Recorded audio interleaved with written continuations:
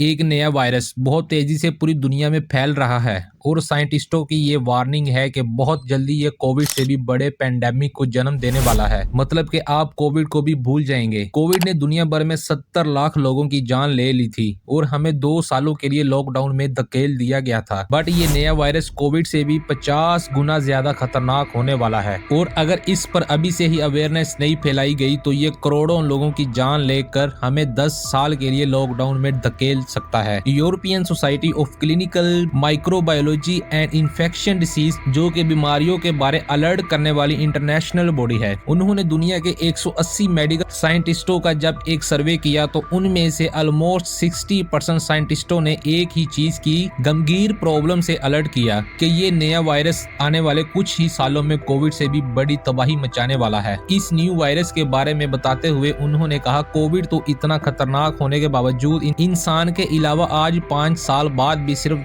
10 species को infect कर पाया और ये नया वायरस तकरीबन उतने ही सालों में 90 बर्ड्स स्पीशीज और हम इंसान को पकड़कर 48 मैमल स्पीशीज को ऑलरेडी इन्फेक्ट कर चुका है, जिसकी वजह से अभी लास्ट वीक WHO ने भी इसे ऑफिशियली ग्लोबल थ्रेट डिक्लेयर कर दिया। जी हाँ, वर्ल्ड हेल्थ ऑर्गेनाइजेशन ने भी, क्योंकि ये वायरसेस कोविड से कई गुना ज्यादा वायलेंट है। मतलब अलग अलग स्पीशीज पर तेजी से फैल रहा है। कोविड तो बस पहले आया और उसने सभी का ध्यान भटकाया, मगर उसकी परछाई पे ये वायरस तेजी से फैल गया। And to make matters worse, अभी भारत में भी ये रिपोर्ट हो गया। इसी वायरस को लेकर जब वर्ल्ड हेल्थ ऑर्गेनाइजेशन की भी वार्निंग आई, हम समझ गए कि मामला सच में गंभीर है। और फिर इसका इंडिया में क्या स्टेटस है, ये ढूंढने की कोशिश स्टार्ट कर दी। पता चला कि केरला और झारखंड में ये वायरस ऑलरेडी पोल्ट्री और वाइल्ड बर्ड्स को इन्फेक्ट करना शुरू कर चुका है और इसी की वजह से ऑलरेडी करीब 4000 पोल्ट्री और वाइल्ड बर्ड्स मारे भी जा चुके हैं। मगर अगर ये नंबर्स आपको कम लग रहे हैं तो भूलना मत कि ये सिर्फ शुरुआत है। याद रहे कि कोविड भी पहले सिर्फ पेट्स को इन्फेक्ट करता था, जिनका इंसानों से कुछ खास कांटेक्ट भी नहीं था। यहाँ पर पोल्ट्री तो हम रोज कंज्यूम करते हैं। तो अब सबसे बड़ा सवाल बस ये ही आता है कि आखिर ये कौन सा वायरस है जो कि इतना इम्पोर्टेंट है और कोविड की आड़ में इसने अपने आप को छुपा के रखा है। और यूं अगर इसे आज सीरियस नहीं लिया गया तो ये इस पूरी सदी की सबसे बड़ी बीमारी को फैलाएगा। मतलब कि आप कोविड को भी भूल जाएंगे, बिकॉज ऐसे वायरसेस जो होते हैं वो शुरुआत में थोड़ी स्लो फैलते हैं, क्योंकि अपने स्ट्रक्चर को वो इन्वॉल्व करते रहते हैं और फिर एकदम से पोटेंशियली फैलने लगते हैं। तो जिस वायरस की मैं बात कर रहा हूँ उसका नाम है इन्फ्लुएंजा ए वायरस और इसमें भी पर्टिकुलरली उसका H5N1 स्ट्रेन है। अगर आप इन्फ्लुएंजा ए वायरसेस की हिस्ट्री को निकाल के देखोगे तो पता चलेगा पिछले पूरे सेंचुरी में एंड इवन अभी तक 2024 तक जितने भी ग्लोबल पेंडेमिक्स बीमारियां आई हैं वो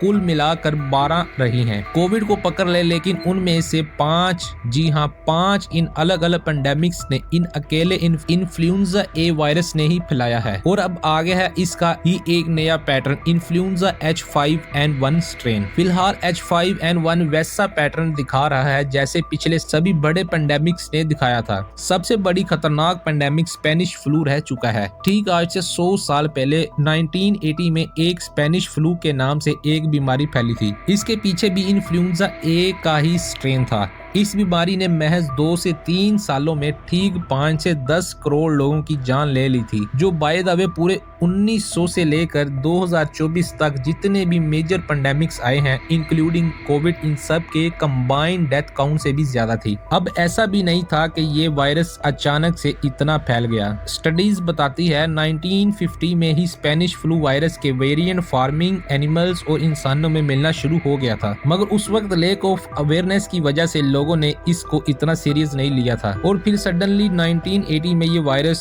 म्यूटेट हो गया और फिर एकदम से बूम, एक झटके से केसेस बढ़ने लगे और फिर करोड़ों लोगों की जान लेने लगे। उसके बाद फिर आगे भी यही पैटर्न को दिखने को मिलता है। जैसे 1957 में आया एशियन फ्लू जिसने महज 20 लाख लोगों की जान ले ली थी। उसमें भी पहले स्टडी केसेस थे, फिर अचानक बढ़ने लगे और 20 लाख यानी 20 लाख लोग मारे गए। देन 1968 में आया हांगकांग फ्लू फ्लू, फिर यही पैटर्न हुआ, पहले स्टडी केसेस फिर अचानक बढ़ने लगे और 20 लाख लोग मारे गए, फिर रशियन फ्लू और फिर स्वाइन फ्लू एंड इवन के कोविड के टाइम पर भी, यानी कि 2-3 साल पहले ही छोटे मोटे केसेस मिलना शुरू हो जाते हैं पर लोग उसे सीरियस नहीं लेते। पर सडनली उस वायरस में म्यूटेशन आ जाता है, ऐसा म्यूटेशन जिससे वायरस का इन्फेक्ट पीक पर चला जाता है। इसी तरह अब साइंसदान ने H5N1 को लेकर डरे हुए हैं और वो हर मुमकिन कोशिश से लोगों को इस H5N1 से बचने के लिए अवेयरनेस दे रहे हैं। अगर इन्हें इस टाइम नहीं रोका गया तो जो वेरिएंट इंसानों को इन्फेक्ट कर रहे हैं तो वो बाकी वेरिएंट्स के साथ अपना जेनेटिक्स मटेरियल को शेयर करके एक ऐसे वेरिएंट्स को जन्म दे देंगे जो इंसानों के लिए गेम ओवर हो जाएगा। आखिर इसे रोका कैसा जाए? जैसा कि हमने देखा अभी H5N5 अभी अपने टिपिंग पॉइंट पर पहुंचा नहीं है, यानी कि पहुंचने वाला है, यानी कि अभी भी देर नहीं हुई। फ्यूचर पेंडेमिक के लिए हम खुद को तैयार कर सकते हैं, उसके हमें खुद को अवेयरनेस लेनी होगी, खुद को बदलना होगा। वायरस को फैलने से पहले अवेयरनेस को फैलना चाहिए, जिसका हम भी जितना हो सके कोशिश कर रहे हैं। सो आप भी इस वीडियो को अपने दोस्तों के साथ सोशल मीडिया प्लेटफॉर्म्स पर शेयर कीजिए। और दूसरा मेन पॉइंट कि हम अपनी हेल्थ पर की केयर करना सिर्फ और सिर्फ अपनी खुद की जिम्मेदारी है। कोविड के टाइम पर भी यही हुआ, पहले चाइना ने लापरवाही दिखाई, फिर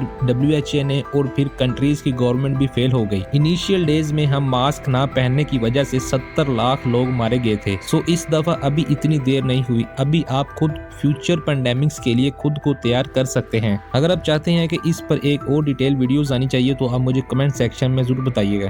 तो वीडियो अच्छी लगी तो वीडियो को लाइक शेयर, चैनल को सब्सक्राइब जरूर कीजिएगा। तो मिलते हैं नेक्स्ट वीडियो के साथ, तब तक के लिए अल्लाह हाफिज।